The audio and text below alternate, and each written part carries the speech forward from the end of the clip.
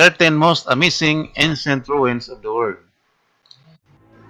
The world is home to a plethora of fascinating ancient ruins, from crumbling cities to temples that have withstood the test of time. Many of these ancient societies were incredibly innovative and forward-thinking. Good day to all of you, my friends. I hope you are in good health amid this pandemic crisis. Let's talk about the missing ancient ruins of the world.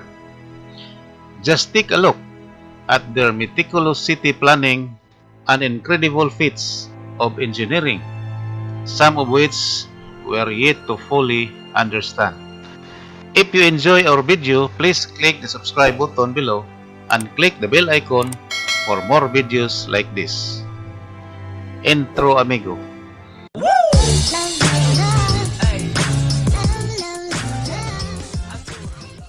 Some of the most captivating ancient ruins are full of thousands-year-old mysteries that will boggle even the most curious of minds. Number 13. Ayutthaya. In the 16th century, it was described by the foreign traders as one of the biggest and wealthiest cities in the East. By 1550, the kingdom vassal included some city-states in the Malay Peninsula, Sukhothai, Lanna, and parts of Burma and Cambodia. This part of the kingdom history is sometimes referred to as the Ayutthayan Empire. The Ayutthayan Buddhist temple falls into one of the two broad categories: the stupa-style solid temple and the prang style. The prangs can also be found in various forms in Sukhothai, Lopburi, Bangkok, Wat Arun.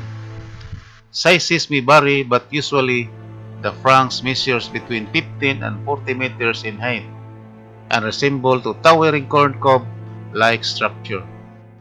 Notable Ayutthaya architectural sites: 1. Wat Chai, Wat Tanaram. Number 2. Wat Mahatat. Number 3. Wat Pananchong. Number 4.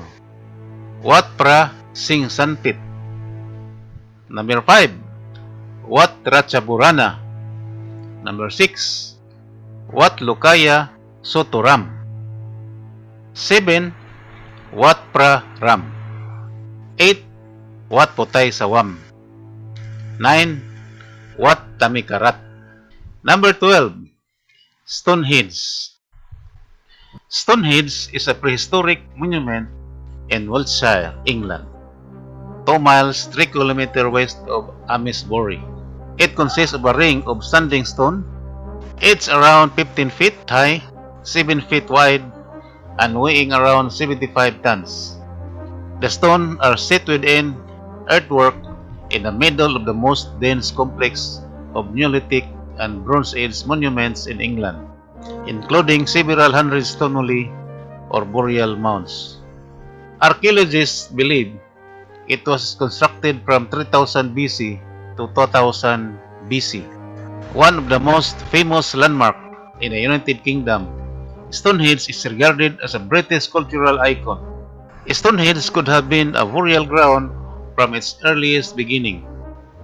The deposit contains human bone date from early as 3000 BC, when the dens and bank were first dug, and continued for at least another 500 years. Number 11. Mesa Verde.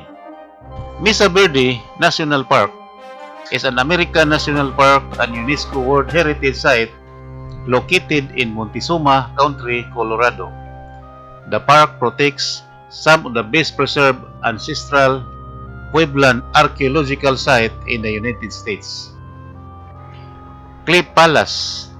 This multi-storied ruins, the best-known cliff dwelling in Mesa Verde, is located in the largest alcove in the center of the Great Mesa. Longhouse, located on the Westerel Mesa, Longhouse is the second largest Mesa Virgin village. Approximately 150 people live there. Number 10. Sigiriya. Sigiriya or Sinhagiri is an ancient rock fortress located in the northern Motali district near the town of Dambulla in the central province of Sri Lanka. According to the ancient Sri Lanka chronicle, the Kulabamsa, this site was selected by the king Kisyapa for his new capital. He built his palace on the top of this rock and decorated its sides with colorful frescoes. On a small plateau about halfway at the side of this rock, he built a gateway in the form of an enormous lion. The name of this place is derived from this structure, Sinhagiri, the Lion Rock. The capital and the royal palace was abandoned after the king's death. It was used as a Buddhist monastery until the 14th century. Sigiriya today is a UNESCO-listed World Heritage Site. It is one of the best preserved examples of ancient urban planning. The Lion Gate and climbing strength. Close-up of the lion's paw. Artwork. The mirror wall and spiral stairs leading to the fresco. A pool in the garden complex. The Garden of Sigiriya as seen from the summit of the Sigiriya Rock. View from the top of the Sigiriya Rock. Number 9. Masada. Masada is an ancient fortification in the southern district of Israel, situated on the top of the isolated rock plateau, akin to a mesa. It is located on the eastern edge of the Judean desert, overlooking the Dead Sea 20 km east of Arad. Herod the Great built two palaces for himself on the mountain and fortified Masada between 37 and 31 BCE. According to Josephus, the siege of Masada by Roman troops from 73 to 74 CE at the end of the First Jewish-Roman War ended in the mass suicide of the 960 Sicarii rebels who were hiding there. Masada is one of Israel's most popular tourist attractions. Number 8. Hampi. Hampi or Hampi in Canada, also referred to as the Group of Monuments at Hampi, is a UNESCO World Heritage Site located in East Central Karnataka, India. It became the pilgrim century of the Hindu religion. It was the capital of Vijayanagara Empire in the 14th century. Hampi is located in the hilly terrain formed by granite boulders. The Hampi monuments comprising the UNESCO World Heritage Site are a subset of the wider spread Vijayanagara ruins. Almost all of the monuments were built between 1336 and 1570 CE during the Vijayanagara rule. The site has about 1,600 monuments and covers 41.5 square kilometers or 16.0 square miles. Hampi is set in a rocky terrain above one of the many Vijayanagara market ruins, with Tungabhadra River in the background. The Garuda stone chariots and Vitala temples Gopuram. The stone chariot entrance of the temple in Hampi. Scale at Hampi. Sasibikalu Ganesha Monument. Birupakasa Temple at Hampi.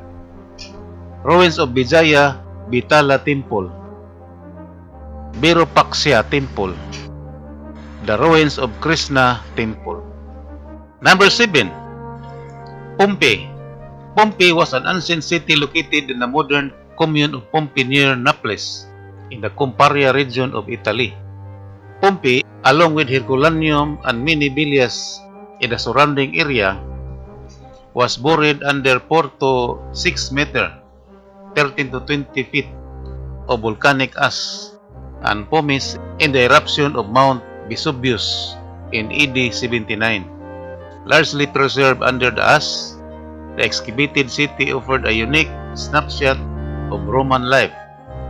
Frozen at the moment it was buried, and extraordinary details insight into the everyday life of its inhabitants. Although much of the evidence was lost in the early excavation, it was a wealthy town, enjoying many fine public buildings and luxurious private houses with lavish decoration, furnishing and works of arts, which were the main attraction for the early excavators. Organic remains, including wooden objects and human bodies, were entombed in the ash and decay, living voids which archaeologists found could be used as molds to make plaster casts of unique and often gruesome figures in their final moments of life.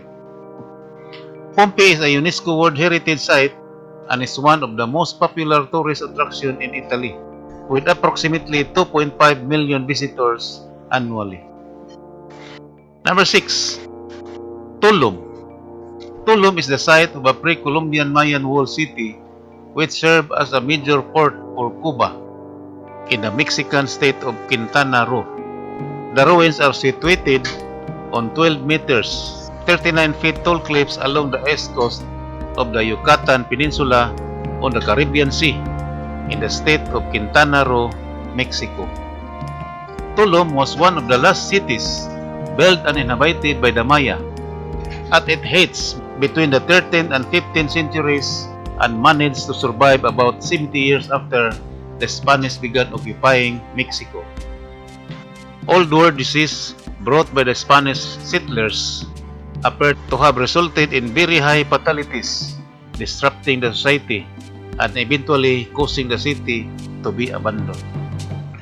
One of the best preserved coastal Maya sites, Tulum is today a popular site for tourists. Number 5. Ephesus. The city was famed for the nearby temple of Artemis, completed around 550 BC, one of the 7 wonders of the ancient world. Among many other monumental buildings, Library of Celsus, and theater capable of holding 25,000 spectators. Ephesus was one of the 7 churches of Asia that are cited in the book of Revelation. The Gospel of John may have been written here. The city was the site of several 5th century Christian councils.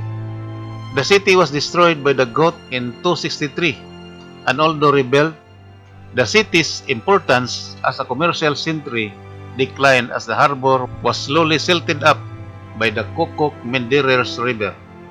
It was partially destroyed by an earthquake in AD 614. The ruins of Ephesus are favorite international and local tourist attraction, partly owing to their easy access from Adnan Menderes Airport or from the cruise ship Port of Kusadasi, some 30 kilometers to the south. Number 4. Ellora Caves. Ellora is the UNESCO World Heritage Site located in Aurangabad district of the Maharashtra, India.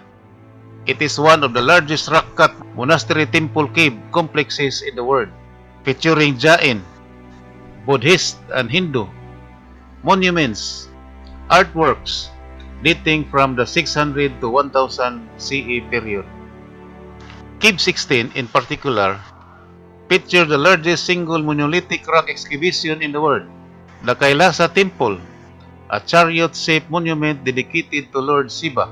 The Kailasa Temple excavated also features sculptures depicting the gods, goddesses, and mythologies found in Vaishnavism, Shaktism, as well as relief panels summarizing the 2 major Hindu epics. There are over 100 caves at the site, all excavated from the basalt cliff in the Karamadiri Hills, 34 of which are open to public. Number 3. Terracotta Army. The Terracotta Army is a collection of terracotta sculpture depicting the armies of Qin Shi Huang, the first emperor of China. It is a form of funerary arts buried the emperor in 210 to 209 BCE with the purpose of protecting the emperor in his afterlife.